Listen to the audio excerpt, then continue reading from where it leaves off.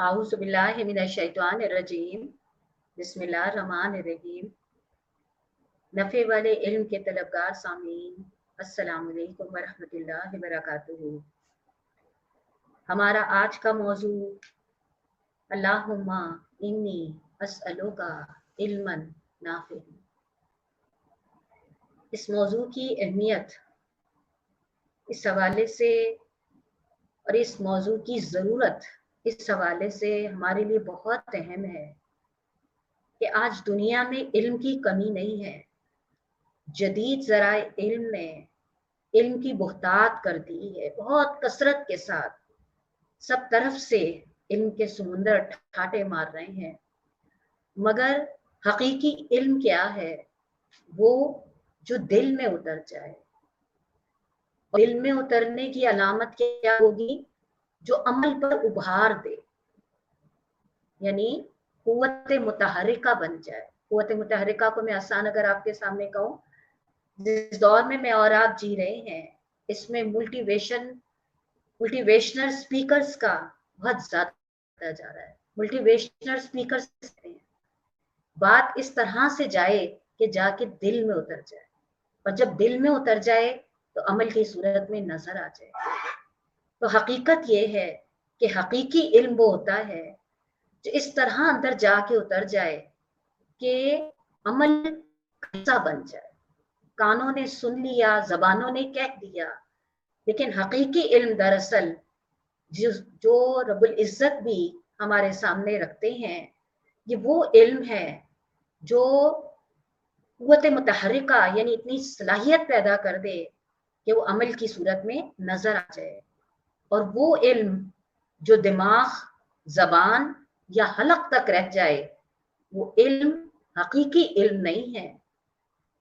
इल्म को क्या चीज जामिद करती है? जामिद मीन्स अपनी जगह पे मुंजमिद कर देती है। कुरान बताता है दुनिया की लालच। रब्बुल इज्जत ने कलाम पाक में इस पहलू की तरफ कुरान में मुख्तलिफ अंदाज में रहनुमाई फरमाई है। उनमें से एक मकाम सूरह आराफ आयत नंबर 174। आइए इन आयात की तलावत का अजर समेटते हैं और इनसे अपने लिए रहनुमाई हासिल करते हैं, इस दुआ के साथ कि रब्बि इश्रह ली सदरी व यस्सिर ली अमरी वहलुल उक़दतम मिन लिसानी यफ़क़हू क़ौली। अल्लाहुम्मा इन्ना नस्अलुका इल्मन नाफ़िअन।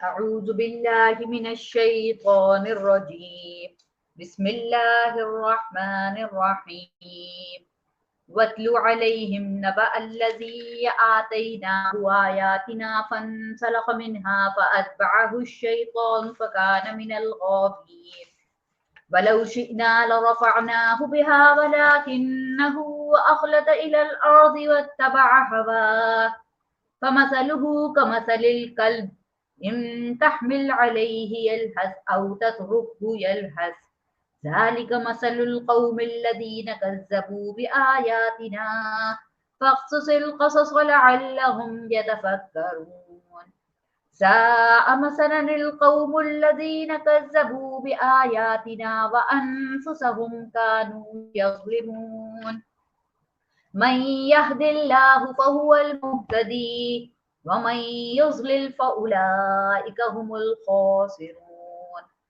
ولقد ذرأنا لجهنم كثيرا من الجن والإنس لهم قلوب لا يفقهون بها ولهم أعين لا يبصرون بها ولهم آذان لا يسمعون بها أولئك كالأنعام بل هم أضل أولئك هم الغافلون.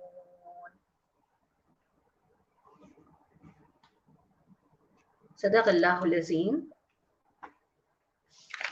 रब्बुल इज्जत फरमाते हैं, तर्जुमा है इन आयात का, ए मोहम्मद صلی اللہ علیہ وآلہ وسلم ان کے سامنے اس شخص کا حال بیان کرو جس کو ہم نے اپنی آیات کا علم عطا کیا تھا، مگر وہ ان کی پابندی سے نہیں بھاگا، آخر کار شیطان اس کے پیچھے پڑ گیا یہاں تک کہ وہ بھٹکنے والوں میں شامل ہو کے رہا۔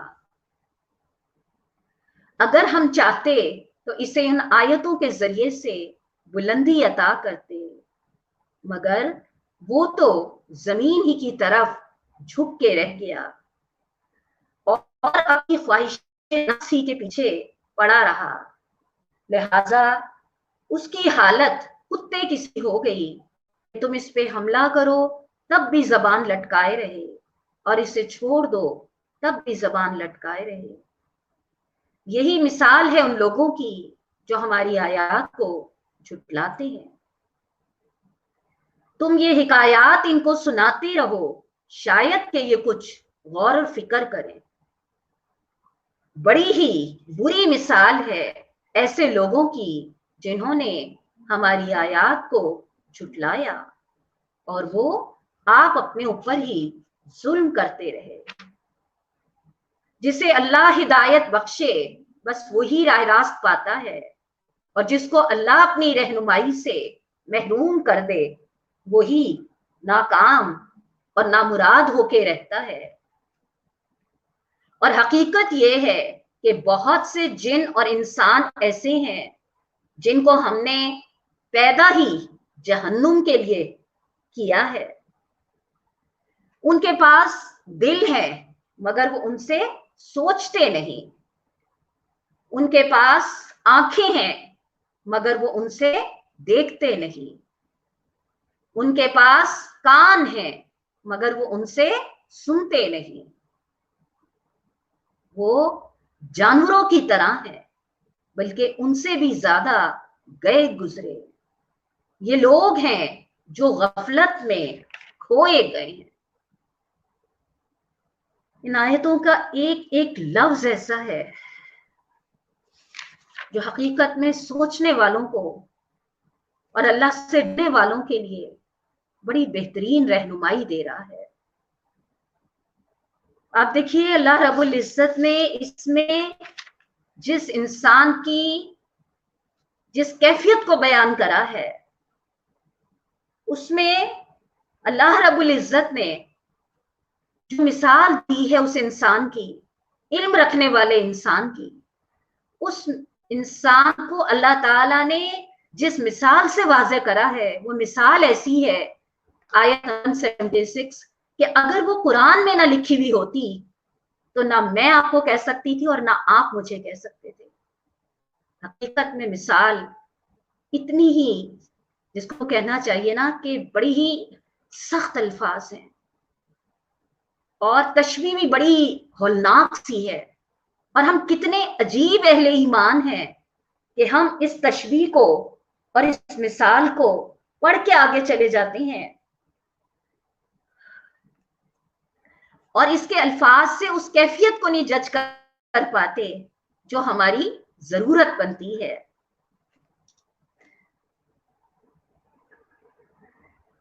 اللہ رب العزت نے اس میں جو مثال دی ہے کہ تم نے دیکھا اس شخص کو جس کو ہم نے اپنی آیتوں کا علم عطا کرا اور وہ ان کی پابندی سے نکل بھاگا، اور اس کا حال اللہ رب العزت فرماتے ہیں کیسا ہو گیا؟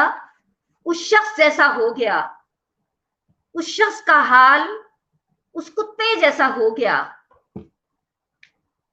کہ جس کو اگر تم مارو تب بھی وہ زبان لٹکائے اور جب چھوڑ دو تب بھی زبان لٹکائے رہے۔ اب اگر ہم اس مثال کے الفاظ پہ غور کریں، آپ دیکھیں یہ وہی آیات ہیں جو ہم بہت جھوم جھوم کے تلاوت کر رہے ہوتے ہیں نا، لیکن کیا عقل اور فکر رکھنے والے سوچیں تو کیا واقعی یہ والی آیات ایسی ہیں جن کو جھوم جھوم کے پڑھنا چاہیے؟ کیا واقعی آیات ایسی ہیں جس کی حسن قرت پہ سبحان اللہ کہنا چاہیے؟ یا یہ آیت نمبر 176، آیت نمبر 177 وہ آیات ہیں جو ہلا دیتی ہیں, انسان کو جھنجھوڑ دیتی ہیں کہ اللہ تعالیٰ علم رکھنے والے انسان کو, ہم مسلسل پڑھتے چلے آ رہے ہیں کہ اللہ تعالیٰ کے علم رکھنے والے انسان کی کیا فضیلت ہے, لیکن اگر وہ علم رکھنے والا انسان اس علم کے مطابق اپنی شخصیت کی کردار سازی نہیں کرتا تو اللہ تعالیٰ اس کو جو تشبیہ دے رہے ہیں وہ کتے سے تشبیہ دے رہے ہیں. اگر اللہ رب العزت یہاں یہ تشبیہ نہ دیتے تو ابھی جیسا میں نے آپ سے کہا نا, ہم میں سے کسی کو یہ حق نہیں تھا کہ ہم کسی کے بارے میں, کسی عام کے بارے میں بھی اور کجا کے اہل علم کے بارے میں ہم ایسا جملہ کہیں. لیکن اگر اللہ رب العزت یہ بات فرما رہے ہیں تو اس کا مطلب ہے کہ یہ بات غور طلب ہے کہ آخر کیا بات ایسی ہے جو علم کو اللہ رب العزت کتے سے تشبیہ دے رہے ہیں. کیوں اللہ تعالیٰ نے کتے سے تشبیہ دی, اس کے بارے میں مولانا نے بڑی زبردست تشبیہ دی ہے. مولانا کہتے ہیں جس طرح ایک کتا ہوتا ہے نا, جس کی پوری جو جدوجہد ہوتی ہے وہ ہمتن پیٹ اور ہمتن شرمگاہ, یعنی اس کی زندگی میں دو ہی چیزوں کی حاجت ہوتی ہے, کھا لے اور اپنی شرمگاہ کی ضرورت پوری کر لے. اسی طرح وہ انسان جس کو اللہ تعالیٰ نے علم عطا کرا, اور وہ علم کیا کہ وہ دنیا میں صرف کھانے پینے کے لیے اپنی ذاتی حاجات پوری کرنے کے لیے نہیں آیا, بلکہ اس کی زندگی کا کوئی مقصد ہے. تو جو انسان یہ علم رکھنے کے باوجود ہمتن اپنی ہی ذاتی ضروریات اور خواہشات کے چنگل میں زندگی گزار دے, اللہ رب العزت نے اس کو کتے سے تشبیہ دی ہے. کتنی ارزا دینے والی تشبیہ ہے کہ جو انسان اپنی ذاتی زندگی ہی کی الجھنوں میں اپنی زندگی گزار دیتا ہے, اور جس منصب پہ اللہ تعالیٰ نے اسے سرفراز کرا ہے خلافت کے منصب پر اور مخلوق خدا کی خدمت کے لیے, جب وہ اس منصب کے حق ادا نہیں کرتا تو پھر اللہ رب العزت اس کو کتے سے تشبیہ دیتے ہیں. آپ لوگ اس کی تشریح پڑھ لیجئے گا, حاشیہ نمبر سورہ اعراف کا 139, اس کے ہمیں بہت اچھی رہنمائی دے گا. عزت فرماتے ہیں تم یہ حکایات ان کو سنا رہو, شاید کہ یہ کچھ غور بڑا ہے ایسے لوگوں کی جنہوں نے ہماری آیات کو جھٹلایا اور وہ آپ اپنے اوپر ظلم کرتے رہے. کیا اللہ رب العزت کہہ رہے ہیں کہ اتنی خوفناک اور دردناک تشبیہ کے بعد بھی اگر لوگ اپنی حالتوں پہ غور کرتے کہ ان کی زندگیاں کس ڈھب پہ جا رہی ہیں, تو پھر اللہ تعالیٰ کہہ رہے ہیں کہ یہ ان لوگوں کا دراصل اپنے آپ پہ ظلم ہے. جب انہوں نے اپنی مقصد زندگی کو نہ سمجھا, علم رکھنے کے باوجود انہوں نے اپنی زندگی کی حیثیت کا تعین نہ کرا, تو پھر اللہ رب العزت فرما رہے ہیں کہ دراصل ان کی کیفیت کیا ہے, ان کی حالت کیا ہے کہ وہ خود آپ اپنے اوپر ظلم کر رہے ہیں.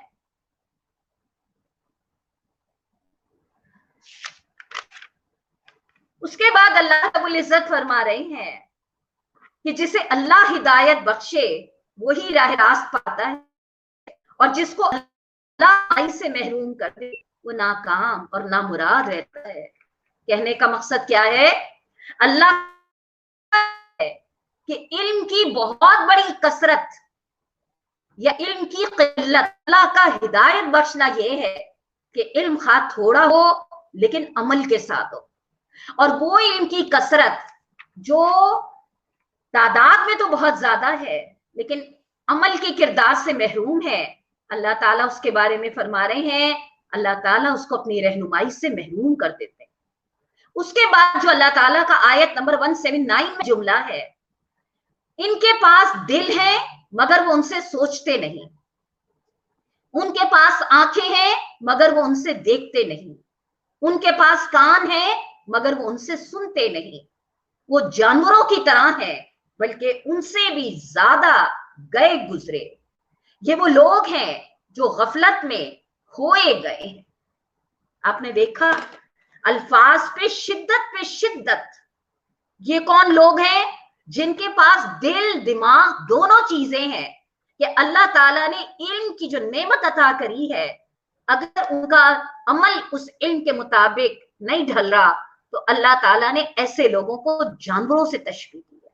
पहले अल्लाह ताला ने कुत्ते से तशबीह दी, यहाँ अल्लाह ताला ने जानवरों से तशबीह दी। हकीकत यह है कि ये वो आयात हैं जिसको पढ़कर मुझे और आपको दुआ भी मांगनी चाहिए और फिक्र भी करनी चाहिए कि अल्लाह ताला हमें ऐसे लायानी इल्म से महफूज रख और हमें ऐसी कैफियत से अल्लाह अपनी पनाह अता कर दे।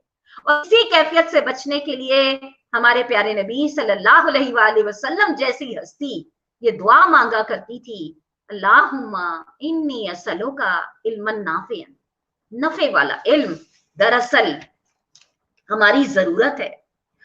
इल्लामा इब्ने जौजी अपनी किताब में लिखते हैं कि मैं जाती तौर पर बहुत से ऐसे आदमियों को जानता हूं जो सालों से वाजों की मजलिसों में शरीक होते हैं, और कुछ तो ऐसे होते हैं कि वो इन मजालिस में रोते भी हैं, आहोजारियां भी करते हैं, लेकिन न मामलाते जिंदगी बदलते हैं, न ख्वाहिशात की कसरत पे बंद बांधते हैं, ना हकदारों के हक अदा करते हैं, ना माशरे में खिदमत खल्क की खिदमत अंजाम देते हैं।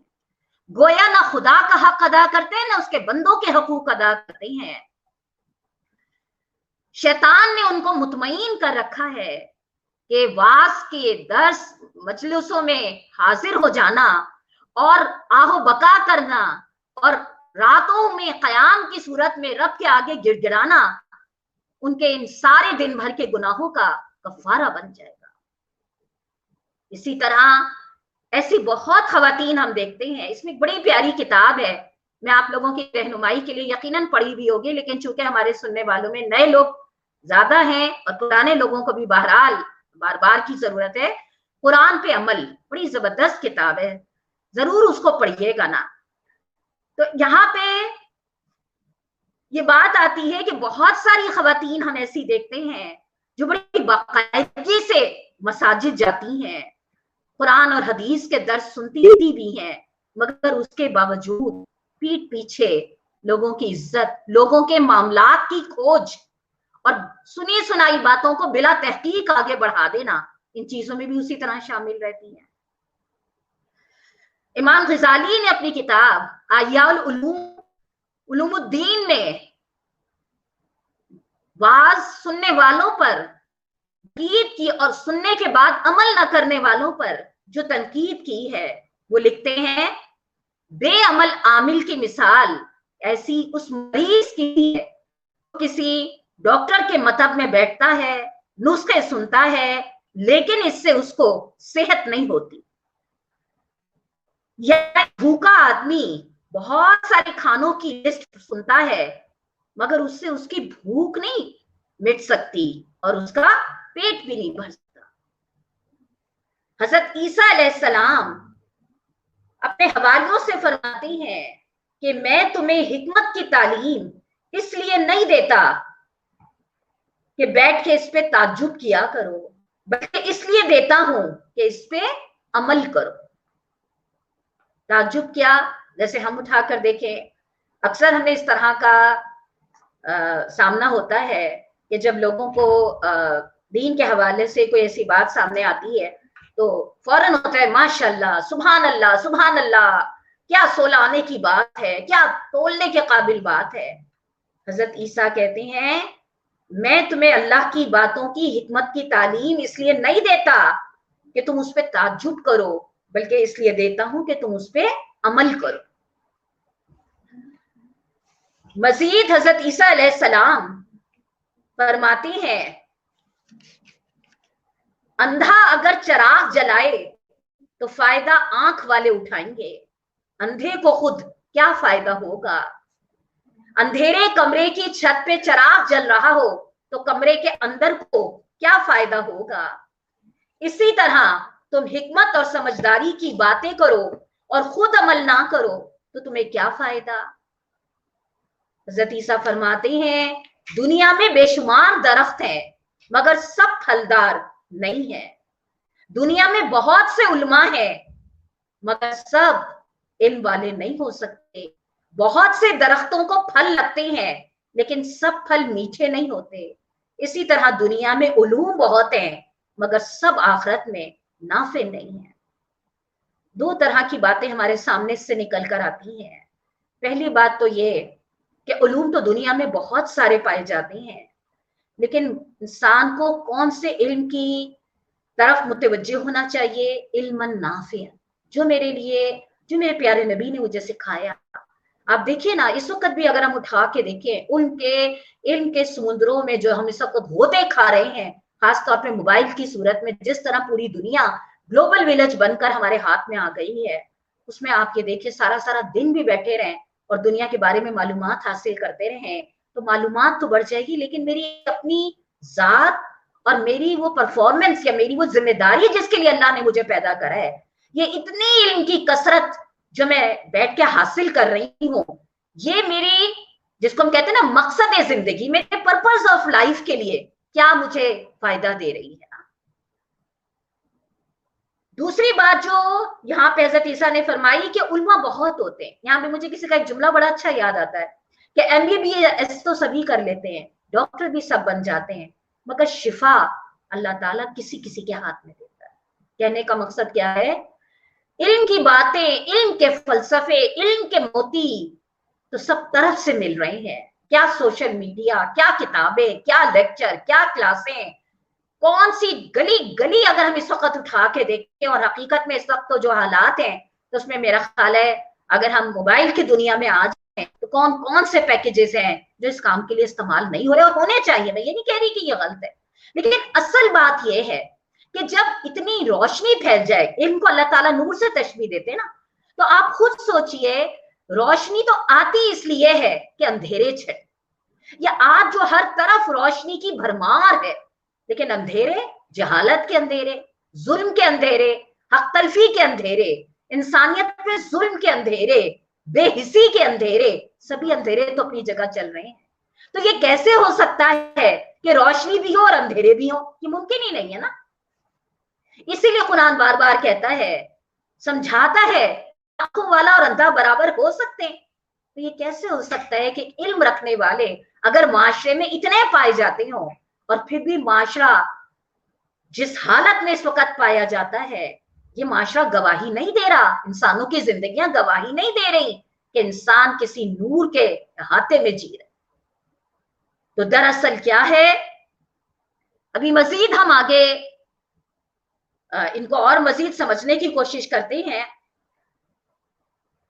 یہ بھی بیان ہوتا ہے کہ 3 قسم کے لوگ حشر کے میدان میں شدید حسرت میں ہوں گے. کسی کا نیک غلام یا ملازم جو جنت میں جائے گا اور اس کا آقا دوزخ میں جائے گا. یہ بہت لرزا دینے والا فرمان ہے. آپ سوچئے کیا ہماری دنیا میں جو بھی ہماری اللہ تعالیٰ نے ہمیں حیثیت یا جو بھی سمجھ دی ہے، کیا ہم اس چیز کے لیے ذہنی طور پہ اس کو قبول کر سکتے ہیں کہ خدا نہ کرے کہ میرے وہ نوکر، یہاں پہ نوکروں سے حسن سلوک یا نوکروں سے معاملات یا اپنے سے کمزور طبقے کے ساتھ ہمارا رویہ، وہ ساری چیزیں آ سکتی ہیں نا، کہ مالک آقا جہنم میں جائے اور غلام نوکر جنت میں جائے. فرمایا یہ لوگ حسرت میں ہوں گے. دوسری قسم کے لوگ کون ہوں گے؟ وہ مالدار بخیل جس نے دولت پر سانپ بن کے بیٹھنا پسند کیا اور نہ اللہ کے حقوق ادا کرے اور نہ بندوں کے، اور اس کے مرنے کے بعد وارثوں میں وہ دولت تقسیم ہوئی تو انہوں نے سب کے حقوق ادا کر دیے، تو صاحب دولت تو جہنم میں جائے گا جبکہ اس کی دولت کے ورثہ جنت میں جائے. ایک جملہ ایسا ہے، میرا دل چاہتا ہے میں توقف کر کے آپ کو سوچنے کا موقع دوں کہ جو چیز بہت اہم ہوتی ہے وہ توجہ بھی چاہتی ہے، یکسوئی بھی چاہتی ہے، تفکر بھی چاہتی ہے. یعنی دوسرا کون شخص ہوگا جو شدید حسرت میں ہوگا کہ اس کی دولت تھی، اس نے کمایا ساری زندگی، لیکن دولت کی محبت کی وجہ سے اس میں وہ، چاہے وہ زکوٰۃ کی صورت میں ہو، چاہے وہ اللہ کے بندوں کی مدد کی صورت میں ہو. ہم اس سے پہلے زکوٰۃ کے موضوع پہ اور دیگر موضوعات پہ اس پہ کافی بات کر چکے ہیں نا. لیکن اصل میں جس طرف یہاں اشارہ کیا گیا ہے کہ اس نے خود تو زندگی میں دولت سے بہت محبت کری، مگر جب اس کے بعد اس کے وارثوں میں وہ دولت تقسیم ہوئی تو اس کے وارثوں نے تو اس دولت کو رب کی مرضی کے مطابق سب کے حقوق ادا کرنے میں خرچ کرا، مگر جس نے یہ محنت کری ساری زندگی تنکا جوڑ جوڑ کے، اس نے نہ وہ حق ادا کرا تو وہ جہنم میں جائے گا اور وارث جنت میں جائے گا۔ اللہ ایسی حسرت اور مایوسی سے ہر ایک کو بچائے، اللہ ایسی حالت سے ہم سب کو محفوظ رکھے اور ہمیں اپنی حالت کی اصلاح کی طرف توجہ دینے والا بنا دے۔ اور تیسرا وہ شخص ہوگا، تیسرا وہ بڑا عالم جو لوگوں کو نصیحت کرتا تھا اور لوگ اس سے علم پا کر نجات پا جائیں گے، اور وہ بے نصیب عالم خود جہنم کی طرف جا رہا ہوگا۔ نعوذ باللہ من ذالک۔ حقیقت میں یہ الفاظ زبان کو بند کر دیتے ہیں، ہم سب اپنے آپ کو بہت اچھی طرح جانتے ہیں، لیکن یہ الفاظ ہم لوگوں کو ہمت چھوڑنے کی طرف نہیں متوجہ کر رہے، بلکہ یہ الفاظ ہمیں اس کوشش کی طرف متوجہ کر رہے ہیں۔ وہ جو اللہ تعالیٰ سے دعا مانگتے ہیں نا کہ اللہ تعالیٰ ہمارے کاموں میں تیری حدود سے جو تجاوز ہو جائے، اللہ تعالیٰ اس کو معاف کر دے۔ اللہ کو وہ لوگ پسند ہیں جو اس سے ڈر کے کام کرتے ہیں۔ ہم میں سے کوئی بھی یہ دعویٰ نہیں کر سکتا کہ جو بات ہم کہتے ہیں ہم پورا اس کے مطابق عمل کے لحاظ سے پرفیکٹ ہوتے ہیں۔ اور حقیقت یہ ہے کہ جب ہم قرآن کے وہ جملے پڑھتے ہیں،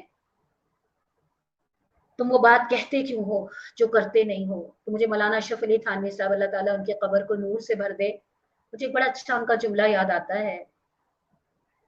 انہوں نے بڑا اچھا ایک جملہ کہا، انہوں نے کہا کہ کسی نے مجھ سے سوال کرا کہ تم نے اپنی برائیوں کو دور کرنے کی کوشش کے لیے کیا کرا، تو انہوں نے کہا میں اپنے اندر جو کمزوری دیکھتا تھا نا، منبر پہ کھڑے ہو کے اس پہ ایک درس دیتا تھا، اور جب میں منبر سے نیچے اترتا تھا نا تو میرا ضمیر مجھے کچو کے لگاتا تھا کہ تھانوی تو نے اتنے لوگوں کو اپنے خلاف گواہ بنا لیا۔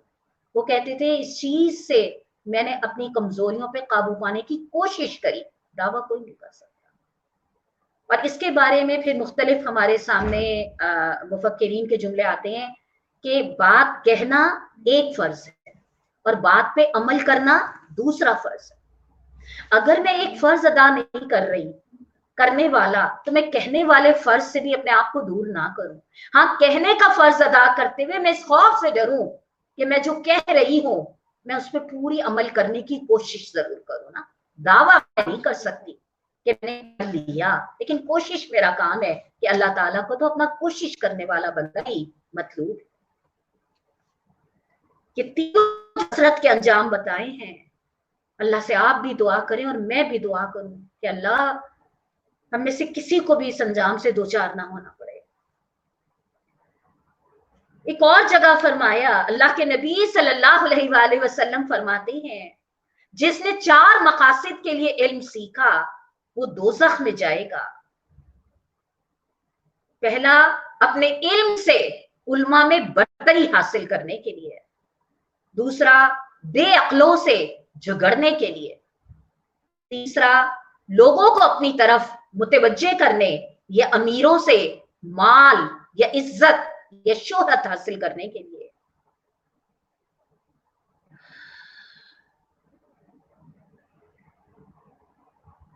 کیا بات نکل کر آئی؟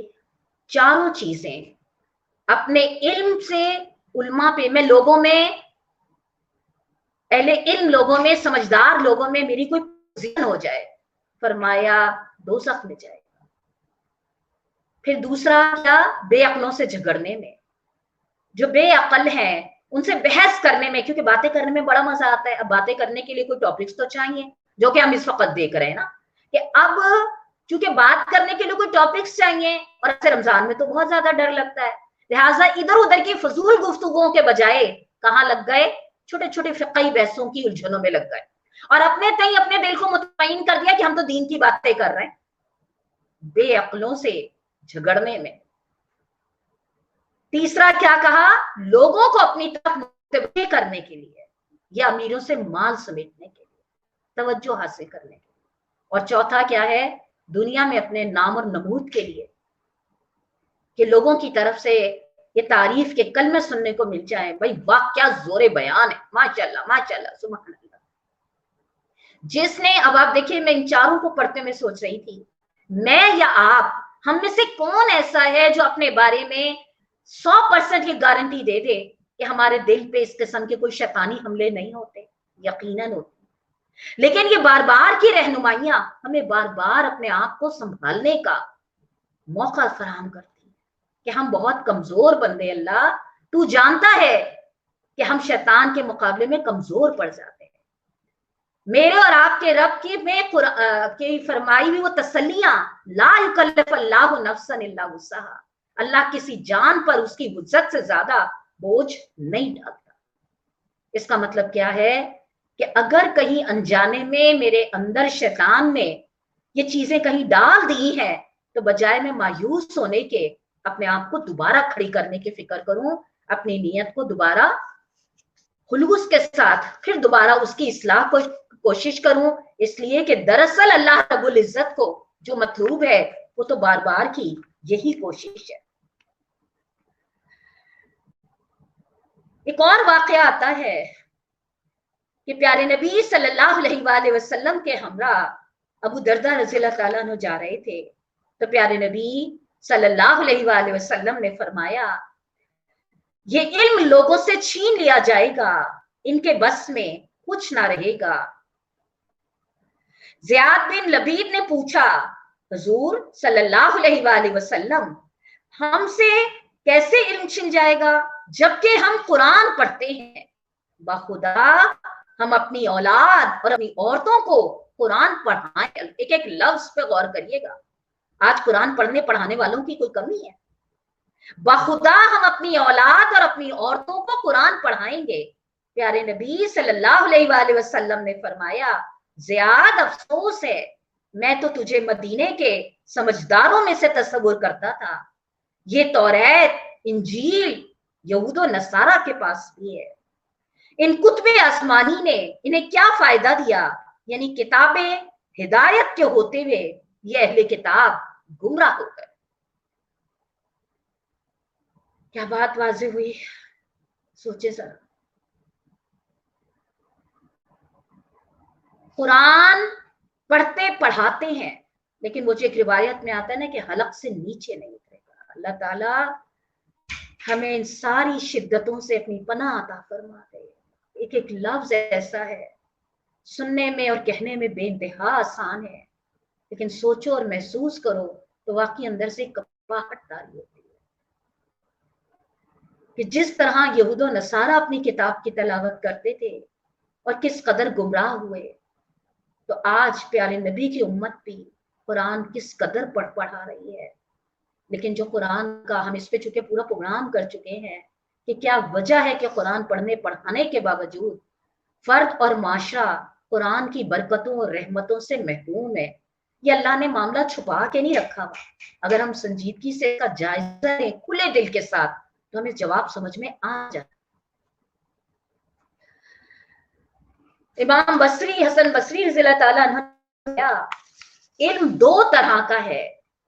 ایک علم اللسان یعنی زبان کا علم جو ابن آدم کے خلاف اللہ تعالیٰ کے ہاں دلیل بنے گا، اور دوسرا علم فی القلب یعنی دل میں اتر جانے والا علم، یہی نفع بخش علم ہے.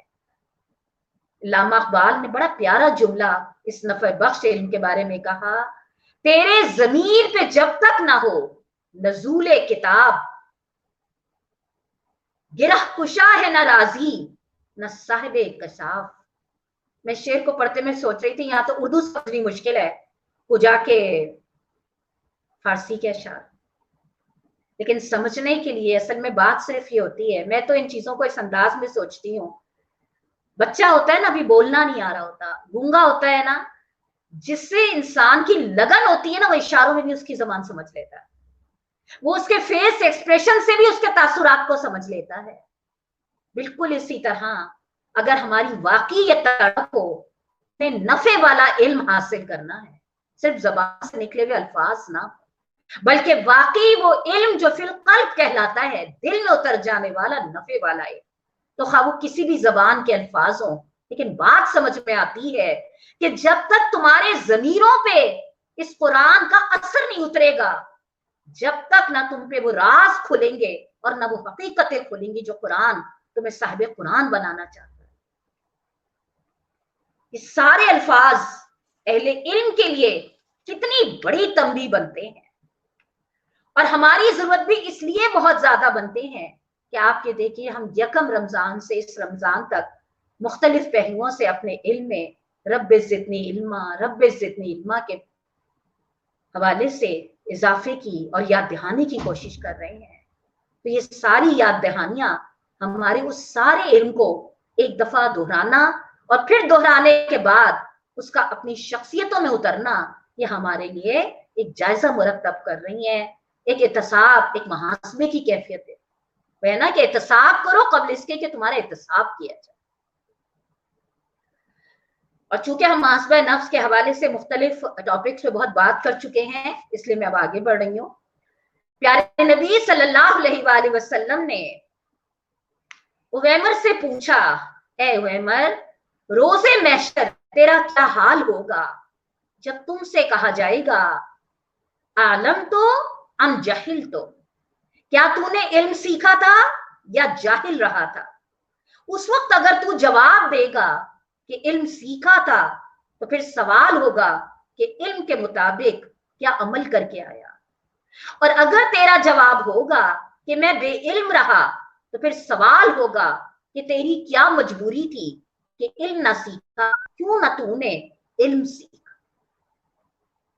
ان جملوں کو پڑھ کر نا مجھے اکثر جو جملے ہم سنتے ہیں کہ نہ بھائی نہ سنیں گے نا، اکثر لوگ یہ بات کہہ رہے ہوتے ہیں، نیتوں کا حال تو اللہ بہتر جانتا ہے، لیکن یہ جملے ضرور کانوں میں پڑھ رہے ہوتے ہیں کہ نہ بھائی نہ، ہم تو اس لیے زیادہ علم حاصل نہیں کرتے، زیادہ علم حاصل کریں گے تو کرنا پڑ جائے گا۔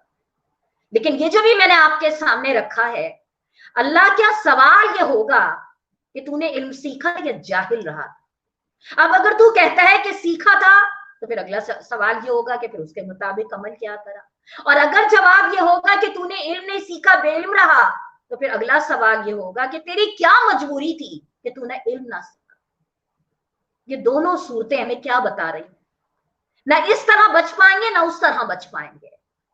تو دراصل یہ علم کا حاصل کرنا، وہ جب ہم نے قرآن کی آیتوں میں پڑھا نا کہ جو اس علم کو حاصل نہیں کرتا یا اس پہ عمل نہیں کرتا، وہ سب سے بڑا ظلم اپنی ذات کر رہا ہوتا ہے۔ اور رب العزت کو چونکہ اپنے بندوں سے بہت محبت ہے، لہٰذا وہ چاہتا ہے کہ اس کے بندے اپنی جانوں پہ ظلم نہ کریں۔ حضرت علی فرماتی ہیں، ہم خدائے جبار کی تقسیم پہ راضی ہوئے، ہماری قسمت میں علم لکھا اور جاہلوں کی قسمت میں مال اور دولت لکھا۔ مال جلد فنا ہو جائے گا اور علم ہمیشہ باقی رہے گا۔ دیکھیے کیا ہے، ہماری قسمت میں علم لکھا اور جاہلوں کی قسمت میں مال اور دولت۔ پیمانے ذرا سوچیے، مال جلد فنا ہو جائے گا اور علم باقی رہے گا۔ ہم قسمت والا کسے سمجھتے ہیں؟ سوچیے، جائزہ لیجیے۔ اور ہم جاہل کسے سمجھتے ہیں؟ میں تو کبھی کبھی اکثر آپ لوگوں سے کہتی ہوں نا کہ اگر ہم اپنے پیمانے سوچنے کے جانچ لیں، ہمارے پیمانے اور یہ اہل علم جن کے لیے ہم اللہ سے دعا کرتے ہیں صراط الذین انعمت علیہم، اللہ ہم لوگوں کے حضرت علی کے بارے میں کیا آتا ہے؟ فرماتے ہیں کون قسمت والا ہے، ان پیمانوں سے ہم اپنے آپ کو تولے، لیکن کون سا علم؟ علم نافع۔ اللہ کے نبی صلی اللہ علیہ وآلہ وسلم فرماتے ہیں، تو اس حال میں صبح کر کہ علم والا ہو یا طالب علم ہو یا علم کو سننے والا ہو یا علم سے محبت رکھنے والا ہو، ان کے علاوہ کہیں پانچویں قسم نہ بن جانا۔ امام حسن بصری سے پوچھا گیا یہ پانچویں قسم کون سی ہے؟ کہا بدعتی، دین میں نئی نئی باتیں پیدا کرنے والا۔ آج آپ بتائیے علم کی اس کثرت کے دور میں یہ پانچواں جو پہلو ہے یہ کتنی شدت سے غالب ہے۔ ہم اس انسان کو کیا کہیں جس کے سامنے ایک مستند چیز رکھی ہو، ایک بہترین چیز رکھی ہو، اور اس کو چھوڑ کر मशकूक चीजों की तरफ हाथ उठाएगा।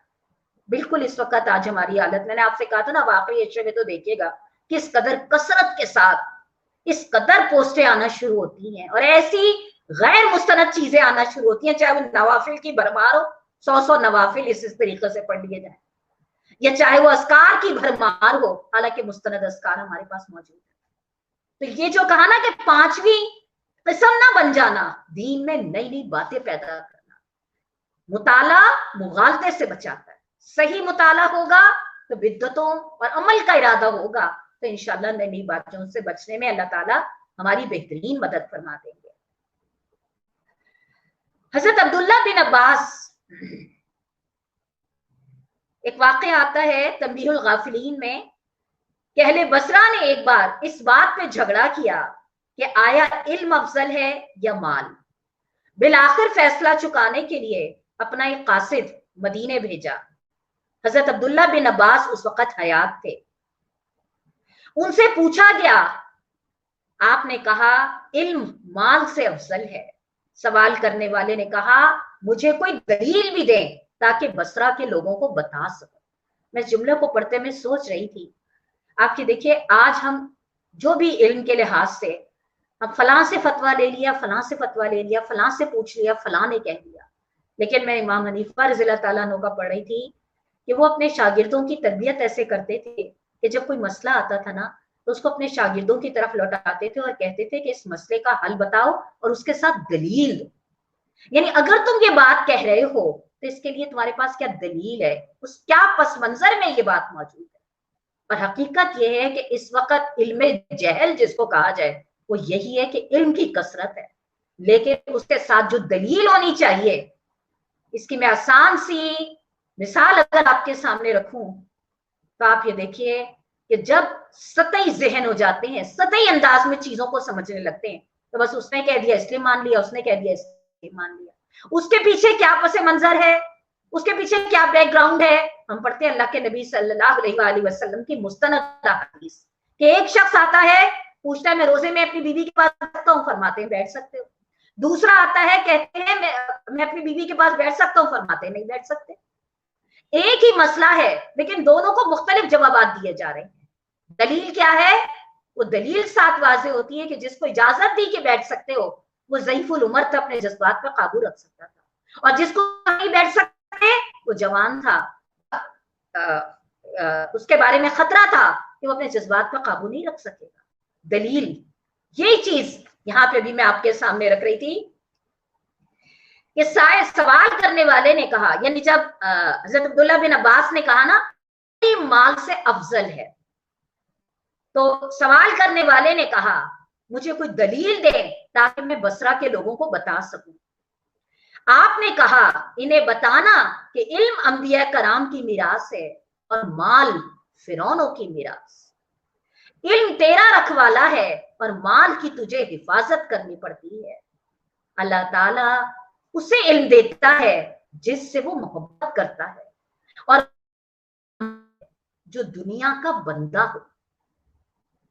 फिर इब्ने अब्बास ने कुरान की आयत पेश की कि अगर ये अंदेशा ना होता कि सारे लोग एक ही तरीके के हो जाएंगे तो हम खुदाए रहमान से कुफर करने वालों के घरों की छतें और उनकी सीढ़ियां जिनसे वो अपने बाला खानों पे चढ़ते हैं और उनके दरवाजे और उनके तख्त जिन पे वो तकिए लगा के बैठते हैं सब सोने और चांदी के बना देते।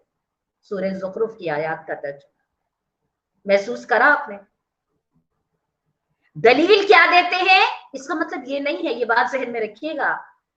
हजरत इमाम हनीफा के बारे में, हजरत उस्मान के बारे में हम जानते हैं और कुरान ने खुद भी ये कहा है कि ये माल जो जरिया क़याम जिंदगी है कि अगर अल्लाह ताला किसी हलाल रोजी में बरकत दे रहा है तो वो नापसंदीदा है नहीं। असल बात क्या है कि माल को मयार बना लेना कि अल्लाह के इनाम याफ्ता लोगों को मिला करता है, या माल की हैसियत से लोगों की हैसियतों का तयन करना, या माल की मयार पे लोगों की हैसियतों का तयन करना, ये दरअसल जो है वो जो हम ना इसकी एक छोटी सी आसान सी मिसाल देती हुई चली जाऊं। अगर तो मैंने किसी ब्रांड का जोड़ा पहना हुआ है और मैं जरा ऐसी गाड़ी से निकलकर उतर कर जा रही हूँ تو ہاں پھر تو میرا کوئی لیول ہے معاشرے میں. لیکن اگر ایک میں نے عام سا جوڑا پہنا ہوا ہے اور میں ایک چھوٹی موٹی گاڑی میں جا رہی ہوں, چلو رکشے میں ہی چلی گئی, تو بس پھر میری بات کا وزن اور میری حیثیت کو تولا جائے گا کس چیز میں؟ آپ خود سمجھدار ہیں, سمجھ کر. تو یہاں پہ دراصل جو کہا نا کہ مال جو ہے, علم جو ہے وہ انبیاء کی میراث ہے, اور مال جو ہے وہ فرعونوں کی میراث ہے. یہ دراصل اس انداز میں کہا گیا. اور پھر اس کے بعد جو قرآن کی آیت حضرت عباس پیش کرتے ہیں کہ اگر اندیشہ نہ ہوتا کہ سارے طریقے پہ ہو جائیں گے تو ہم خدائے رحمان سے کفر کرنے والوں کی چھتیں اور ان کی سیڑھیاں اور ان کے بالا خانے سونے کے کرتے. اب آپ سوچیں, آج ہمارے نام نہاد مفکر حالات حاضرہ سے یقیناً آگاہی رکھنے والے لوگ ہوں گے. یقیناً آپ کے سامنے پیارے نبی صلی اللہ علیہ وسلم کا وہ فرمان موجود ہوگا کہ جو مومن جو ہوتا ہے وہ اپنے زمانے کا نب شناس ہوتا ہے, روایات کی دنیا میں گم نہیں ہوتا. وہ ہمارے نام نہاد مفکر جو ہمارے سامنے یہ چیزیں رکھتے ہیں کہ یہ جو دنیا کی اونچ نیچ ہے اس کو اللہ کے معاملے سے جوڑنا, عذابوں کو یا انعامات کو, یہ تو ایک بہت چھوٹی سی سوچ ہے. اور اگر یہ سوچ صحیح ہے کہ اللہ تعالیٰ کے جو جیسے اس وقت میں تو یہ کورونا کے حوالے سے بہت زیادہ ہے کہ آپ لوگ کو یہ دین کے نام لیوا ہے, یہ جو اس کو اللہ کا عذاب کہتے ہیں, تو اس کے لیے دلیل وہ لاتے ہیں کہ یہ جوڑا کچھ مناسب نہیں ہے, اس لیے کہ اگر یہ اللہ کا عذاب ہوتا تو پھر چائنا اس عذاب کو کیسے شکست دے سکتا, اس لیے کہ اللہ سے تو کوئی ٹکر نہیں لیتا. تو یہ ساری دلیلیں لے کر آنا اس بات کے لیے کہ دنیا کے عذاب اور ثواب کو یا دنیا کے انعامات کو یا دنیا کے امتحانات کو اللہ کے ان چیزوں سے جوڑنا یہ مناسب نہیں ہے. جبکہ آپ یہ دیکھیے اس آیت نے کیا بتایا, کیا مومن کے پیمانے کیا ہوتے, اور ہمارے سوچنے کے پیمانے باوجود قرآن سینوں میں اتارنے کے انہی نام نہاد سیکولر مفکرین اور ان کے ذہن کے مطابق ڈھلتے چلے جا رہے ہیں. اس کے بعد فرمایا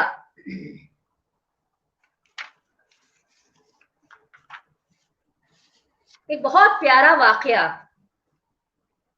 شفیق بلخی کا ہمارے سامنے آتا ہے, اس میں بھی ہمارے لیے بڑی رہنمائی ہے.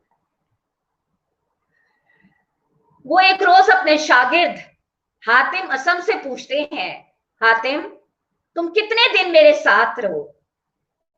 انہوں نے کہا 33 سال سے, 33 ایئرز. شفیق رحمت اللہ علیہ نے فرمایا بتاؤ اتنے طویل عرصے میں تم نے مجھ سے کیا سیکھا؟ حاتم نے کہا صرف 8 مسئلے. شیخ نے کہا انا للہ و انا الیہ راجعون, میرے اوقات تیرے اوپر ضائع چلے گئے کہ تم نے 33 سال میں صرف 8 مسئلے سیکھے. حاتم نے کہا استاد محترم زیادہ نہیں سیکھ سکا اور جھوٹ بھی نہیں بول سکتا. شیخ نے کہا اچھا بتاؤ کیا سیکھا؟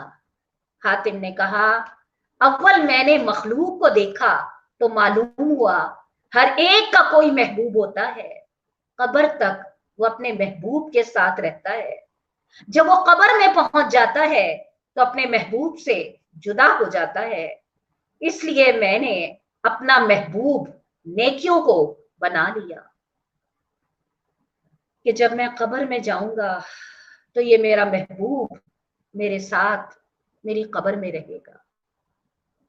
دوسرا میں نے اللہ کا فرمان وَأَمَّا مَنْ خَافَ مَقَامَ رَبَّهُ وَنَهَى النَّفْسَ عَنِ الْهَوَىٰ فَإِنَّ الْجَنَّةَ هِيَ الْمَأْوَىٰ, سورہ نازیات کی آیت. اور جس نے اپنے رب کے سامنے کھڑے ہونے کا خوف کیا اور نفس کو بری خواہشات سے باز رکھا, جنت اس کا ٹھکانہ ہوگی. پر غور کیا تو اپنے نفس کو برائیوں سے لگام دی, خواہشات نفسانی سے بچنے کی محنت کی, یہاں تک کہ میرا نفس اطاعت الہی پہ جم گیا.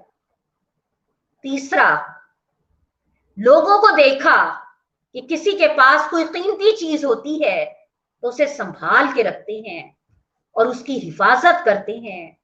پھر سورہ نحل میں اللہ رب العزت کا یہ فرمان پڑا، ما عندکم ینفع وما عند اللہ باق، جو کچھ تمہارے پاس ہے وہ خرچ ہو جانے والا ہے، اور جو کچھ اللہ کے پاس ہے وہی باقی رہنے والا ہے۔ تو جو چیز مجھے قیمتی ہاتھ آئی اللہ کی طرف پھیر دیا تاکہ اس کے پاس محفوظ ہو جائے، جو کبھی ضائع نہ ہو۔ چوتھا، لوگوں کو دیکھا تو ہر ایک کا رجحان دنیاوی مال اور دنیاوی شہرت اور منصب پہ پایا۔ ان باتوں پہ غور کرنے سے مجھے یہ چیزیں کم تر دکھائی دی۔ ادھر سورہ حجرات میں اللہ رب العزت کا فرمان پڑا، اِنَّ أَكْرَمَكُمْ عِندَ اتَّقَاكُمْ، در حقیقت اللہ کے نزدیک تم میں سب سے زیادہ عزت والا وہ ہے جو تمہارے اندر سب سے زیادہ پرہیزگار ہے۔ تو میں نے تقوی اختیار کیا تاکہ اللہ تعالیٰ کے ہاں عزت پاؤں۔ پانچواں، میں نے لوگوں میں دیکھا کہ آپس میں ایک دوسرے کے بارے میں برا گمان رکھتے ہیں۔ دوسری طرف میں نے سورہ زخرف میں اللہ تعالیٰ کا فرمان دیکھا کہ دنیا کی زندگی میں ان کی گزر بسر کے ذرائع تو ہم نے ان کے درمیان تقسیم کیے ہیں، اس لیے میں نے حسد چھوڑ کر خلق سے کنارہ کیا اور یقین ہوا کہ قسمت صرف اللہ تعالیٰ کے ہاتھ میں ہے، لہٰذا میں خلق کی حسد سے، دشمنی سے باز آ گئی۔ چھٹا، لوگوں کو دیکھا کہ ایک دوسرے سے سرکشی اور ایک دوسرے کے حقوقوں پہ ڈاکہ مارتے ہیں۔ اللہ تعالیٰ کی طرف رجوع فرمایا تو سورہ فاتر میں رب العزت کا فرمان، در حقیقت شیطان تمہارا دشمن ہے، اس لیے تم بھی اسے اپنا دشمن ہی سمجھو۔ اس بنا پر میں نے صرف اس اکیلے شیطان کو اپنا دشمن ٹھہرا لیا اور اس بات کی کوشش کی کہ اس سے بچتا رہوں، کیونکہ اللہ نے اس کی دشمنی کی گواہی دی، لہٰذا میں نے مخلوق سے دشمنی چھوڑ کر اپنا دل صاف کر لیا۔ ساتواں، میں نے دیکھا کہ لوگ روٹی کے ٹکڑے پہ اپنے نفس کو ذلیل کرتے ہیں اور ایک دوسرے کے حق مارتے ہیں۔ میں نے سورہ ہود میں رب العزت کا یہ فرمان پڑھا، زمین میں چلنے والا کوئی جاندار ایسا نہیں ہے جس کا رزق اللہ کے ذمے نہ ہو۔ میں نے یقین کر لیا میں اللہ کی ان مخلوقات میں سے ہوں جن کا رزق اس نے اپنے ذمے لیا ہوا ہے۔ پھر میں ان باتوں میں مشغول ہوا جو اللہ کے حقوق میرے ذمے، میں نے اس رزق کی طلب ترک کی جو اللہ کے ذمے ہے۔ ابھی میں ان پہ بات آخر میں کروں گی نا۔ آٹھواں، میں نے خلق کو دیکھا، ہر ایک کسی عارضی چیز پہ بھروسہ کرتا ہے، کوئی زمین پہ، کوئی تجارت پہ، کوئی اپنے روپے پیسے پہ، کوئی اپنے بدن کی تندرستی پہ، اور کوئی اپنی ذہنی اور علمی صلاحیتوں پر۔ ہر کوئی اپنی طرح کی مخلوق پہ بھروسہ کرتا ہے۔ میں نے اللہ کی طرف رجوع کرا تو سورہ طلاق کی آیت، وَمَن يَتَوَکَّلْ عَلَى اللَّهِ وَهُوَ حَسْبُهُ، جو اللہ پر بھروسہ کرے اس کے لیے وہ کافی ہے۔ تو میں نے اللہ تعالیٰ پر توکل کیا اور وہی میرے لیے کافی ہے۔ شیخ بلخی نے فرمایا، اے میرے پیارے شاگرد حاتم، اللہ تمہیں ان کی توفیق نصیب کرے۔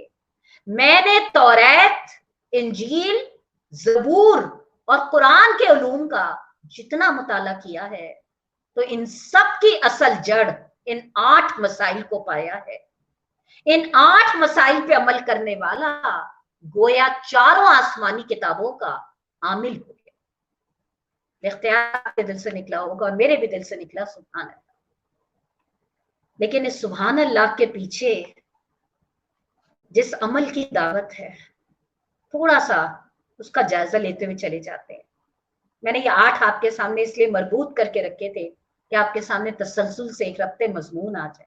अब थोड़ा सा मैं इसको इस अंदाज में लूंगी कि अब हमें इन 8 मसलों की रोशनी में अगर हमसे पूछा जाए तुमने 3 साल में कौन कौन से इदारों के सर्टिफिकेट हासिल कर लिए, फला जगह का कोर्स भी है, फला जगह की सनद भी है, फला भी है, डिमका भी है, लोगों में भी माशाल्लाह बहुत हमारा काला अल्लाह काला रसूल का मकाम, अल्लाह ताला उस मकाम को कायम ही रखे और अपनी निगाहों में छोटा और लोगों की निगाहों में बड़ा ही बना दे। लेकिन असल में सोचने वाली बात यह है कि आप ये देखिए, सिर्फ 8 मसले सीखे, ये 8 मसले जो हैं दरअसल तमाम अमाल की जड़ है। और ये 8 मसले जो हैं ये मुझे और आपको अपने तमाम उलूम के हवाले से एक बुनियाद दे रहे हैं कि हमने जो कुछ भी सीखा, मुताला कुरान से सीखा, तदब्बुर कुरान से सीखा, दौरे कुरान से सीखा, तफसीर कुरान से सीखा, दरसे कुरान से सीखा, तर्जुमा कुरान से सीखा, हिफ्ज़े कुरान से सीखा, हमने जो कुछ भी सीखा, क्या वो सब जो है वो हमारी शख्सियत में ये 8 बुनियादें मजबूत करने के लिए माविन बने। उसमें पहली चीज क्या है, हर एक का कोई ना कोई महबूब होता है, इंसान को कोई ना कोई चीज प्यारी होती है। जब मैंने ये समझ लिया कि जो भी इंसान दुनिया में जिससे मोहब्बत करता है जब कब्र में जाता है तो कोई भी महबूब उसके साथ नहीं जाता। आपको याद होगा ना, अल्लाह के प्यारे नबी सल्लल्लाहु अलैहि वसल्लम का वो फरमान, इंसान कहता है मेरा माल, उसका माल क्या है? जो खा लिया खत्म हो गया, जो पीछे छोड़ गया वारिसों का, उसका माल तो है जो उसने आगे भेज दिया। इसी तरह एक और जगह आता है, इंसान के 3 तरह के दोस्त होते हैं। असल दोस्त कौन सा, कब आगे बताइए कब्र में कौन जाता है? मैं कभी कभी सोचती हूँ हमें अपने जिन रिश्तों से जितनी मोहब्बत होती है, अल्लाह ताला औलाद का गम या माँ बाप की मोहब्बत छीनने का एहसास बड़ा शदीद, लेकिन हकीकत यह है कि चाहे वो औलाद का दुख हो या माँ बाप के छीनने का एहसास, लेकिन कभी भी ये एहसास नहीं होता कि इनके साथ मुझे भी कब्र में लिटा दिया जाए, है ना। ये हमारी उस मोहब्बत की हकीकत को वाज़ेह कर रहा होता है। हम सब गोश्त पोश्त के इंसान हैं, हम सब अपने अपने दिलों पे हाथ रख कर देखें, इंतहाई मोहब्बत भी हमें जो अपनी औलाद से होती है, इससे का तो शायद कोई भी नहीं दुनिया का रिश्ता होता ना। लेकिन उसके बारे में भी हमें ये कि जब उसको अव्वल मंजिल किया जा रहा होता है तो हमारे अंदर हो कि मैं भी उसके साथ ही कब्र के अंदर लिटा दिए, ऐसा नहीं होता ना। तो उन्होंने क्या कहा, मैंने उसको महबूब बनाया जो कब्र में मेरे साथ चला। आप देखिए ना, जो बड़ी प्यारी दुआ है, अल्लाहुम्मा अनिस वहशती फिल कब्री, अल्लाहुम्मा अरहमनी बिल कुरानिल अज़ीम। क्या चीज है, क्या महबूब है, कौन सा सच्चा दोस्त है जो मेरे कब्र में नूर बन जाए? कुरान, अल्लाह का कलाम। मैंने क्या करा, उस कलाम में नेकियों को मेरी जिंदगी का तरीक़ाकार बनाने की हिदायत करी, मैंने उन नेकियों से मोहब्बत कर ली और वो मेरी जिंदगी का मिशन बन गया। मैंने भी ऐसा करा, आपने भी ऐसा करा। सवालिया निशान लगाइएगा इसके आगे और सोचिएगा, लैलतुल क़द्रों में इन सवालों के जवाब खुद तलाश करिएगा अपने अंदर से, मैं भी और आप भी। दूसरा वो कहते हैं जो मैंने सीखा, दूसरा मसला वो क्या था कि अपने रब के आगे खड़े होने का एहसास जो होता है, जो हम जगह जगह अपने घर में अमूमन आपने देखा होगा लिखा हुआ होता है, अल्लाह देख रहा है, अल्लाह देख रहा है। और वाकई में ये सोच रही थी कि आप ये देखिए, अभी भी हम लोग कहीं मूवमेंट कर रहे होते हैं और कहीं लिखा हुआ हो कि कैमरे की आंख आपको देख रही है, हालांकि वो कैमरा चाहे खराब ही हो, जो हमारे हालतें हैं उसमें चाहे वो कैमरे की हालत कैमरा ना ही मॉनिटर कर रहा हो, लेकिन सिर्फ एक जुमला कि कैमरे की आंख आपको देख रही है हमें कॉन्शियस कर देता। बिल्कुल इसी तरह से ये एहसास कि अल्लाह मुझे देख रहा है, बहुत सारे मौके पे, बहुत सारे लम्हे पे मुझे बहुत सारी नाफरमानियों से रोकने का सबब बन सकता है। सिर्फ एक जुमला, अल्लाह मुझे देख रहा है। वो वाकयात तो हमने सारे पढ़े हुए हैं, दूध में पानी पिलाने का वाकया ना, लेकिन अपनी जिंदगियों के लिए अगर हम उठाकर देखें, मैं बार बार आप लोगों से कहती हूँ, हम में से कोई भी अपने आप को परफेक्ट मेयार पे या 100 में से 100 नंबर नहीं दे सकता। लेकिन फिर वो वाली बात ना कि हम अपने आप को 33 नंबरों पे ही क्यों मुतमईन करें। पहले तो ये सोचें कि क्या 33 नंबर के अहल भी इतनी इल्म की कसरत के बाद अपने आप को बना पाने में कामयाब हुए हैं। और हकीकत ये जो मैं बार बार कहती हूँ जिस तरह ईमान घटता बढ़ता है उसी तरह हमारी और आपकी कैफियतों में भी तब्दीली आती रहती है। तीसरा उन्होंने कहा कि मैंने पढ़ा सूरह नहल में कि जो कुछ तुम्हारे पास है वो खर्च होने वाला है और जो अल्लाह के पास है वो बाकी रहने वाला है। तो मैंने क्या करा, जो कीमती चीज भी मेरे हाथ आई मैंने उसे अल्लाह की तरफ लौटा दिया। अब कीमती चीज से हमारे ज़हन में फौरन पैसा आ जाएगा, पसंदीदा कपड़े आ जाएंगे, बेशक ये अपनी जगह है, लेकिन ये बहुत छोटी सी है। अगर हम जायजा लें तो हमारी जिंदगी में सबसे ज्यादा पसंदीदा चीज क्या होती है? मेरी मर्जी, है ना, मेरी सोच, मेरी राय, मेरी मर्जी। अगर आप एक जुमले में कह देना मेरी मर्जी, फिर उसके बाद मेरा वक्त, मेरी सलाहियतें, ये सब क्या है? ये मेरी पसंदीदा महबूब चीज है। क्या वाकई मैंने इन सब चीजों को अल्लाह ताला की तरफ लौटा दिया? यानी अल्लाह ताला की तरफ लौटाने का मतलब क्या है कि मैंने अपनी इन सारी चीजों को, ये माल, ये वक्त, ये सलाहियतें, हत्ता कि मेरी मर्जी और मेरी ख्वाहिश, मैंने उसको रब की रजा के ताबे कर दिया, उबे कर दिया। ये दरअसल क्या है? मैंने अपने रब के पास अपनी चीजें सिक्योर करा दी, महफूज करा दी, और वो इंशाल्लाह मुझे इतना बढ़ा चढ़ा के देगा मेरी तवक्कुआत से भी ज्यादा। फिर चौथा जो मसला उन्होंने कहा, मैंने सीखा कि दुनिया में हर इंसान जो है वो किसी न किसी लिहाज से अपने आप को दूसरों से बेहतर करना चाहता है ना, चाहे वो हस्ब नस्ब हो, चाहे वो मौला दौलत हो, चाहे वो स्टैंडर्ड ऑफ लिविंग हो, चाहे वो कपड़े और इस तरह की दीगर चीजों का हो। हर इंसान चाहता है कि मैं दूसरों से अपने आप को किसी तरह सुपीरियर, अब मेरी एक वो हो ना, स्टैंडर्ड हो। तो वो कहते हैं कि मैंने सूरह हुजरात में पढ़ा कि अल्लाह ताला के नजदीक तो सबसे ज्यादा इज्जत वाला वो है जो सबसे ज्यादा परहेजगार है। अब ये परहेजगार का लफ्ज तो चूंकि हम बहुत बोलते हैं ना, लेकिन मैं बार बार परहेजगारी का वो तस्वुर जो हमारे प्यारे नबी और हजरत उमर ने जिसको वाजे करा कि परहेजगारी दरअसल नेकियों पे मुतमईन हो जाने का और अपनी नेकियों पे इत्मीनान का नाम नहीं है, बल्कि परहेजगारी दरअसल अपनी कमजोरियों की इस्लाह और अपनी कमजोरियों की फिक्रमंदी का नाम है। तो उन्होंने क्या कहा, मैंने इन दुनिया की इन चीजों को जब देखा, मैंने कहा ये तो सब फानी है, लिहाजा मैं उस चीज की तरफ बढ़ा कि मैं अपनी बुराइयां और अपनी कमजोरियों को तकवा की तरफ जाने की कोशिश करूं, इसलिए कि अल्लाह के सबसे ज्यादा इज्जत जो है वो इसकी है। फिर पांचवा जो उन्होंने कहा कि मैंने देखा कि लोग आपस में एक दूसरे के बारे में बदगुमानी करते हैं। मैंने जब कुरान में सूरह ज़ुखरुफ में पढ़ लिया कि जो हमने लोगों के दरमियान मुख्तलिफ चीजें, मुख्तलिफ वो करे हैं, तो ये तो हमने सामान्य जिंदगी, दुनिया का निजाम कायम करने के लिए करा है। तो फिर मेरे अंदर क्या चीज आ गई, कुछ एक रकाबत होती है ना, जो एक हसद होती है, उसके पास ये चीज मुझसे ज्यादा क्यों है, अहल मैं ज्यादा हूं ना। आप देखिए अमूमन ये होता है कि हमको अपनी काबिलियत पे या जो भी अल्लाह ताला ने हमें दी है, हमें उसकी बिना, शैतान, मैं बार बार ये बात कहती हूँ, शैतान हम सब के साथ लगा हुआ। आप देखिए ना, आखिरी सांस तक वो आता है ना, एक बुजुर्ग के पास के वो बार बार हाथ हिला रहे थे, मैं नहीं बचा, किसी ने पूछा किससे नहीं बचा, शैतान अब भी मेरे पास इन जान कनी के लम्हों में भी आके मुझसे कह रहा है तू बड़ा नेक है, तू तो सीधा में जाएगा। और मैं उससे बार बार कह रहा हूँ कि मैं तेरे फंदे से नहीं बचा, मैं अपने अमल की बिना पे जन्नत में नहीं जाऊंगा, रब की रहमत है जो मुझे भेजे। तो दरअसल क्या है, जब मैंने ये सोच लिया कि जो अल्लाह ताला ने मेरी किस्मत में लिखा है वो बेहतरीन लिखा है, किसी को अल्लाह ने कुछ दिया है, किसी को अल्लाह ने कुछ दिया है, और जो दिया है, आप देखिए हम सूरह निसा में ये कितनी ज्यादा अल्लाह रब्बुल इज्जत की हिदायत पढ़ते हैं कि जो कुछ अल्लाह ने दूसरों को तुम्हारे मुकाबले में ज्यादा दिया है उसकी तमन्ना ना करो, हाँ अल्लाह, अलबत्ता अल्लाह से उसके फजल की दुआ मांगते रहो, वो जिस फजल को तुम्हारे लिए बेहतर समझेगा अता कर दे। ये जिसको हम कहते हैं ना कांटे की बात है, ये जो आपस में एक हसद, एक रकाबत, बहुत सारे रिश्तों में बहुत सारी चीजें, जब मैं ये सोच लूं कि ये चीज अल्लाह के हाथ में, हालांकि कितने झूम झूम के पढ़ते हैं, तो इज़्ज़ु मन तशा तुज़िल्लु मन तशा बियदिल खैर।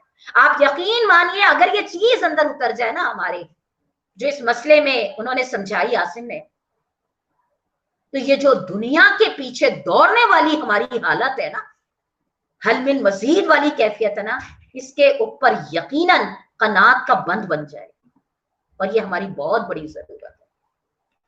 उसके बाद जो अगला मसला था कि जो लोग जो है वो एक दूसरे के साथ दुश्मनी करते हैं, तो मैंने ये समझ लिया कि दरअसल शैतान, आपको याद होगा सूरह यूसुफ आप पढ़िए, सूरह नाम आप पढ़िए, जगह जगह आपको ये मिलेगा कि जहां पे भी कोई ऐसा अमल आया तो वहां पे हजरत याकूब का भी जुमला कि शैतान ने तुम्हारे लिए इस काम को आसान कर दिया, तुम्हारे नफ्स ने तुम्हारे लिए इस काम को आसान कर दिया। यानी वो मतलब क्या है, दुश्मनी मरीज से मत करो, मर्ज से करो। इंसान दुश्मन नहीं है, वो शैतान दुश्मन है। उसने उस इंसान को बहकाया या कमजोर करा तो ये हरकत कर बैठा। इसीलिए कहा कि जिसके साथ, मुझे इसका एग्जैक्ट अल्फाज नहीं बल्कि वो इस तरह से है कि जिससे तुम्हें तकलीफ पहुंचे ना, उसके लिए भी अल्लाह ताला से दुआए मगफिरत करो। जब तुम उसके लिए दिल से दुआ करोगे, आप सोचिए जिससे जिसको तकलीफ पहुंचती है उसके लिए कोई दुआ निकलती है? बददुआ ही निकलती है। लेकिन हमें क्या तरबियत दी गई है, और हम कोशिश कर सकते हैं। मैं बार बार ये जुमले कहती हूँ, देखिए इन बातों को पढ़ते हुए मत सोचा करिए कि ये सारे काम करने के लिए तो कोई आसमानों से फरिश्ते ही उतरेंगे, हमारा आप तो बहुत कमजोर है ना। ये सारी चीजें तो हमें सिर्फ कोशिश कोशिश और कोशिश के रास्ते पे चलाती है, और रब को अपना यही बंदा बनती है। फिर उसके बाद उन्होंने कहा कि मैंने लोगों को देखा कि एक एक रोटी के लुकमे के लिए जो है वो क्या करते हैं, एक दूसरे का हक मारते हैं और सब कुछ वाला मामला।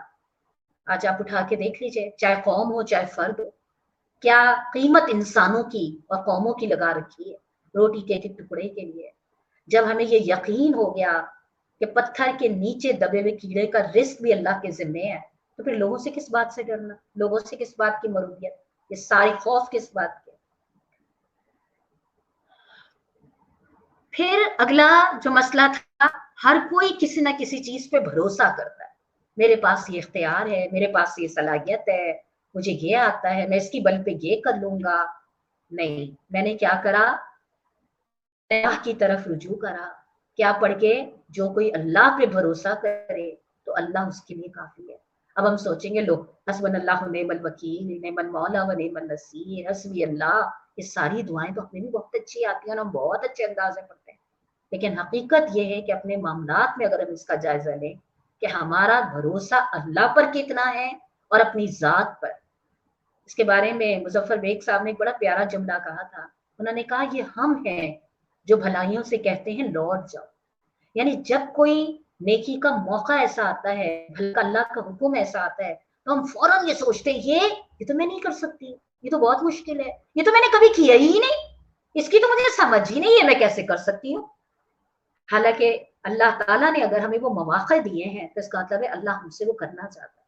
और अल्लाह पर भरोसा ये है कि मैं फौरन, वो जो जुमला है ना, पहले लम्हे का सबर और पहले लम्हे का शुक्र, अल्लाह रब्बुल इज्जत को यही मतलब। मेरी कौन सी कैफियत है जो मेरे अपने ऊपर भरोसे की अलामत बनती है कि जब कोई अल्लाह ताला का हुक्म आए और मैं फौरन उसके बारे में फैसला सुना। और एक मेरा रवैया कि जब अल्लाह ताला का हुक्म आए तो मैं फौरन क्या कहूं, अल्लाह मैंने सुना व अतवाना, और अल्लाह मैंने अताअत कबूल कर। जो कोई अल्लाह के, अब ये 8 मसले, इन 8 मसलों की रोशनी में हम अपने उस इल्म की कसरत का जायजा लें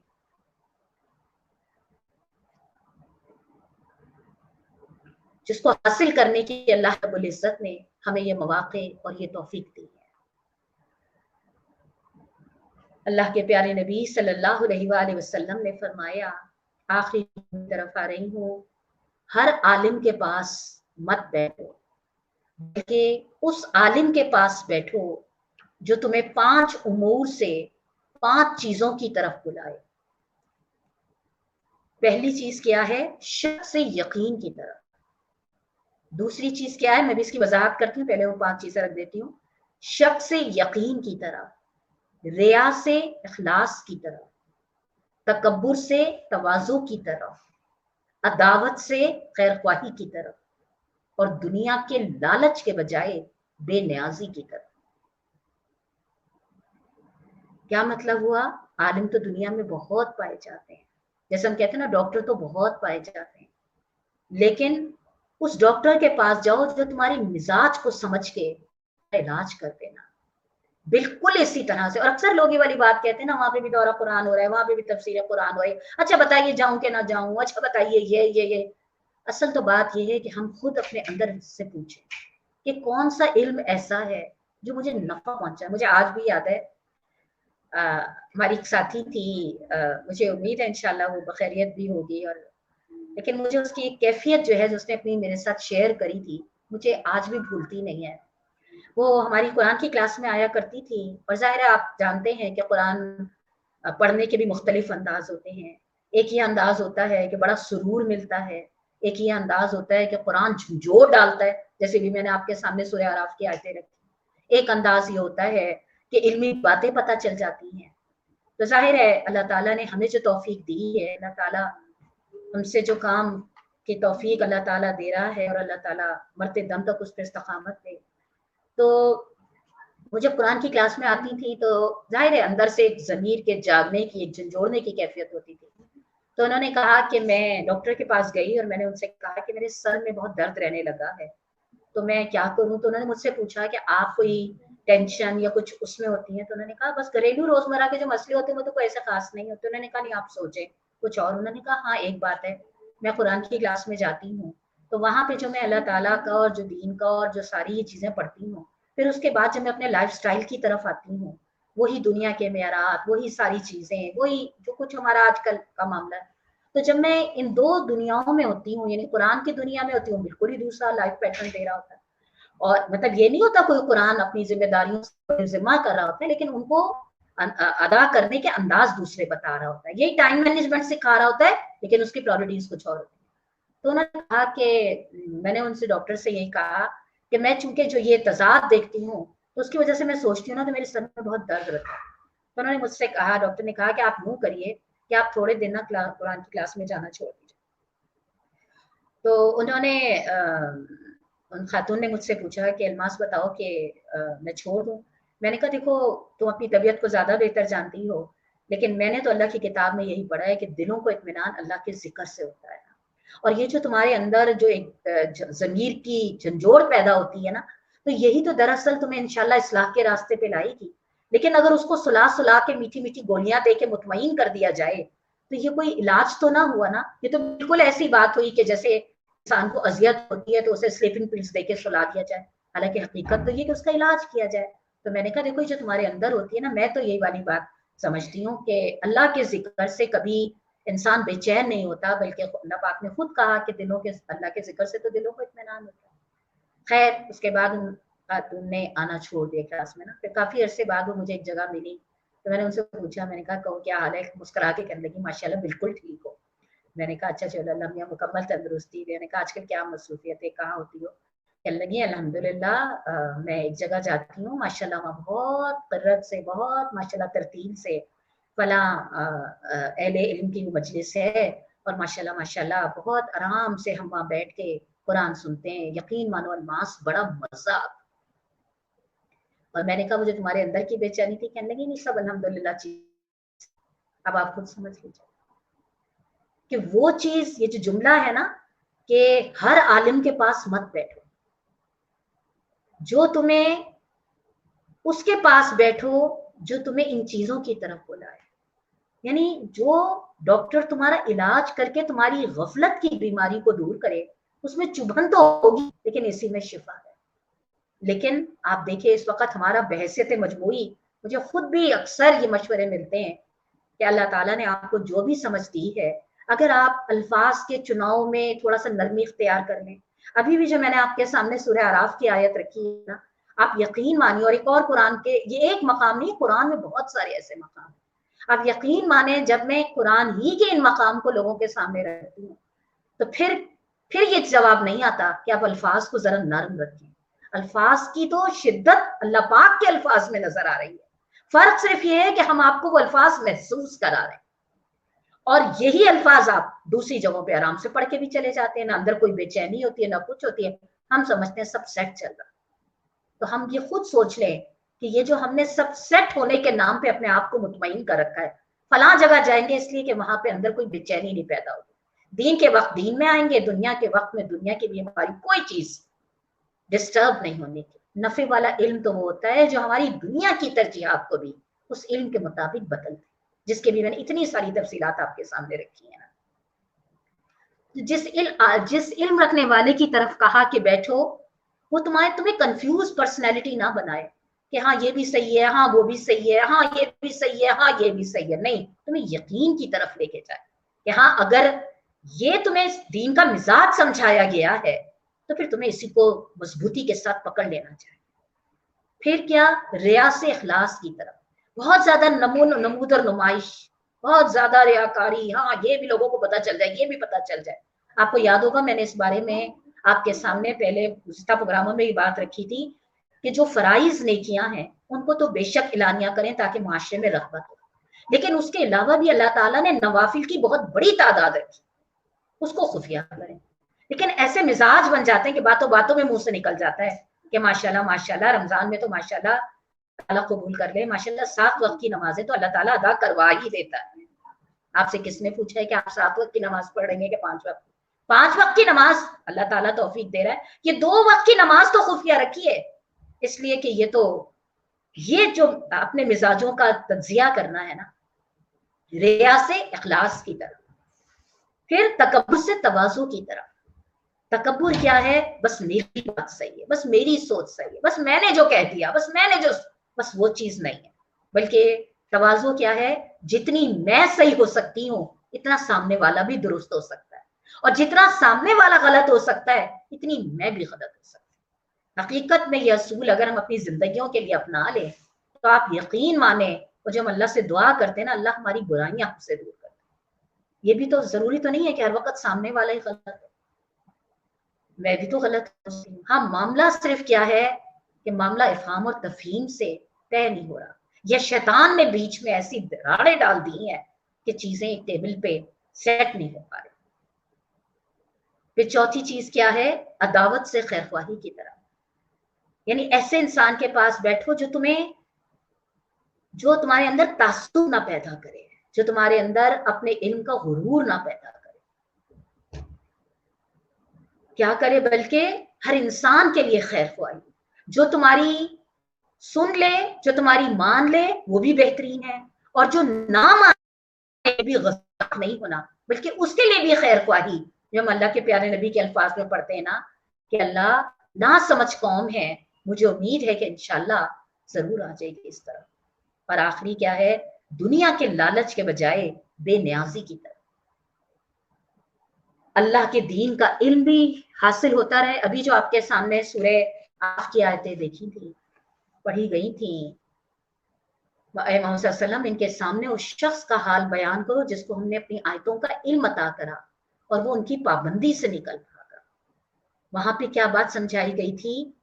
जितनी ज्यादा दुनिया की लालच ख्वाहिशात की कसरत होगी उतना ज्यादा ये इल्म जो है ये अपनी तासीर खत्म हो जाता है, हलक से नीचे नहीं उतरेगा। हम अल्लाह से पनाह मांगे, हमें ऐसे नुकसानदेह इल्म से महफूज रख। और नफे वाले इल्म की सबसे बेहतरीन अलामत क्या है? इंसान का दिल दुनिया की ख्वाहिशात और रग़बतों में अटका नहीं होगा, और अगर इस इल्म के बावजूद अटका हुआ होगा तो फिर अल्लाह ताला ने कुत्ते से तशबीह दी है।